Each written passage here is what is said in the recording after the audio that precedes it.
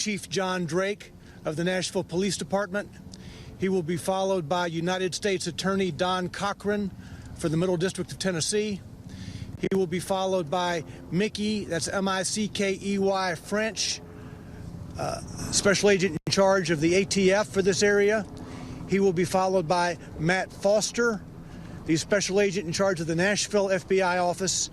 And then Nashville Fire Department Chief Director William Swan will speak to some operations that are taking place on 2nd Avenue. Chief John Drake. Thank you, Don. Good afternoon. This morning, around 5:30 a.m., officers responded to a call for shots fired in the downtown area, specifically 2nd and near Commerce. As officers responded, they encountered an RV that had a recording saying that a potential bomb would detonate within 15 minutes. Officers, upon hearing that, decided to evacuate the buildings nearby. So they began knocking on doors, making announcements, having emergency communications, communicate with everyone to get people safe. Shortly after that, the RV exploded. We had one officer that was knocked to the ground. Another officer is fine.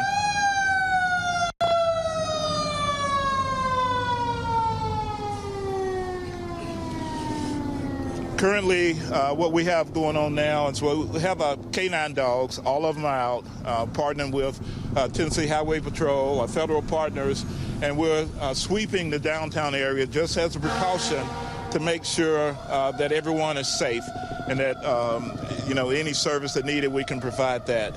And so with that said, we don't feel there's any concern in the downtown area of anything else right now, but we are doing it as a precaution just to search with our bomb dogs.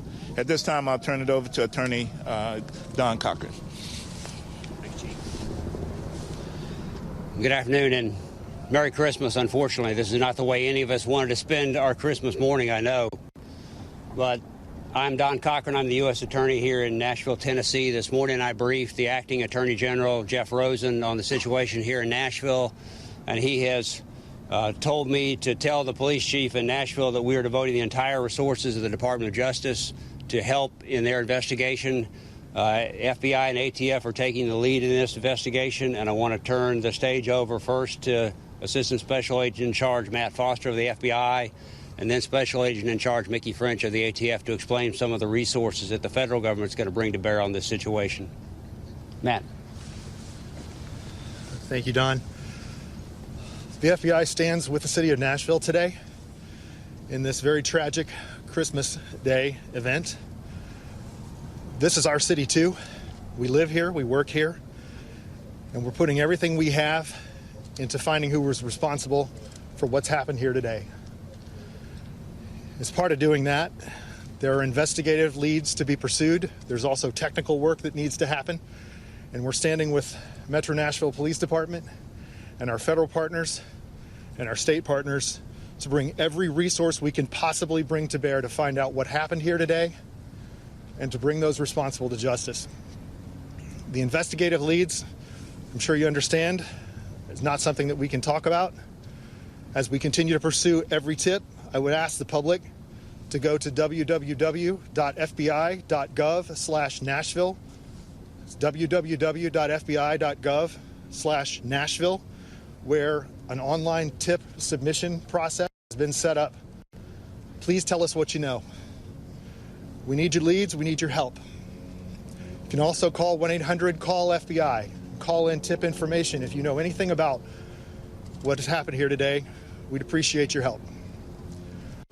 On the technical side, our focus will be on bringing the technical experts of the FBI from across the country, including the FBI laboratory, our hazardous devices school, and our experts from evidence response teams nationwide into Nashville to help process this massive crime scene, along with the ATF, Metro Nashville PD, and the many other partners who were part of this effort that will continue. We will find out what happened here. That's all. Good afternoon. My name is Mickey French. I'm the Special Agent in charge for the ATF Nashville Field Division. ATF is continuing to be a critical partner with the Metro Nashville Police Department as well as our federal counterparts. ATF responded this morning with several groups and personnel from the Nashville Field Division. We've also activated our national response team. That particular team is made up of specialists as well, certified explosive specialists, chemists, engineers, as well as evidence recovery, interview teams, and so forth. We'll be coordinating that with Metro Nashville Police Department as well as the FBI, and we'll put together a team that is going to collectively work this investigation to the fullest. Our main priority is obviously to keep our Nashville citizens safe and secure, and we'll work jointly with everybody here to do that. Thank you. Good afternoon. I'm going to give you just a quick update. I know Don earlier had mentioned as far as the fire department's role at EMS, we did transport 3 individuals with minor injuries. But right now, what we're doing is with our structural engineers, along with our urban search and rescue, hazmat teams, we're going into the buildings, making sure, number one, that the building is sound and ensuring that there are no other victims or anyone that are there. So a lot of moving parts. Again, my hat goes off to all the teams working together as one unit, and we'll continue to work on until the job is done. So thank you.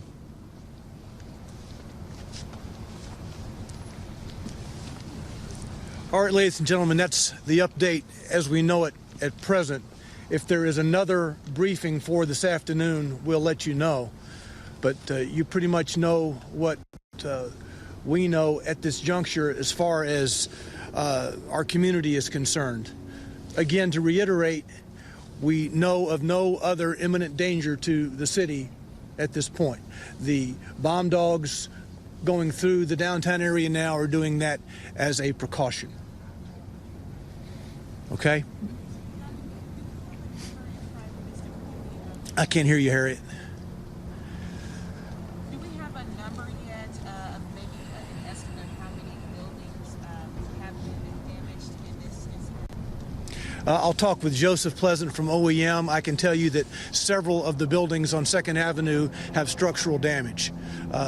Several of them have been damaged, some more than others, but we'll get that for you. I know that, as Chief Swan said, the fire department's looking at those structural issues now to determine any more potential impact. At this point, do you know the target? Do you know the purpose of why this happened? As the FBI said, we will find that out.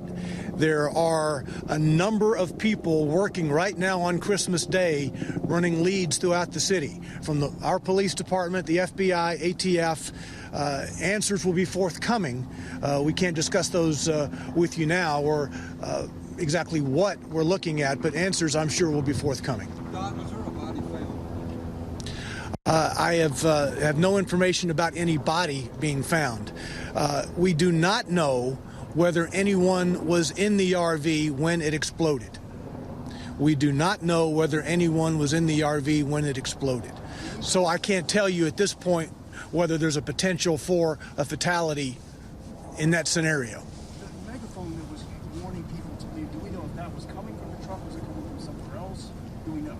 It is believed it was coming from the RV. Coming from the RV? Yes. Or was it someone saying?